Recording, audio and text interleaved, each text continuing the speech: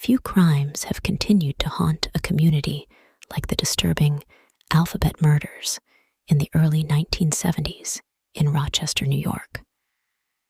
Between 1971 and 1973, 3 young girls, Carmen Colon, Wanda Walkowicz, and Michelle Maenza, ranging in age from 10 to 33, lost their lives in a series of brutal attacks that shocked the region. Even more ominous, the perpetrator was never identified or brought to justice. On the surface, Rochester likely seemed an unlikely location for such grisly crimes.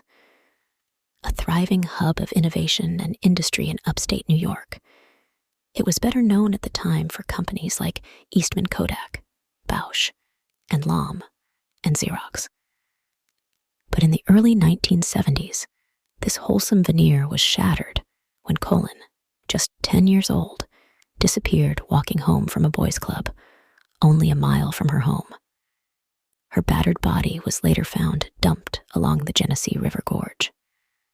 While residents reeled from the murder of a child, the killer soon claimed another victim, 22-year-old Walkowicz, leaving her body along railroad tracks.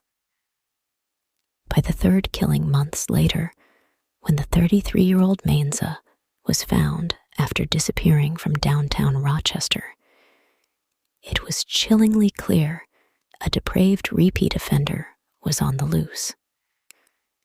Due to the similarities in the attacks and the alphabetical linkage of the victims' first and last names, media dubbed the crimes the work of the alphabet killer, or the double initial killer. Police launched a massive investigation and manhunt, compiling thousands of leads during the intense search for the murderer over the next 2 years, to no avail. Then, in January 1974, the killings mysteriously stopped, leaving investigators wondering if the suspect had died, moved away, or ended up imprisoned on unrelated charges. Or perhaps he still walked free. In the decades since, the alphabet murderer's identity has continued eluding police and tormenting victims' families, despite periodic resurgences in investigative efforts when new leads emerge.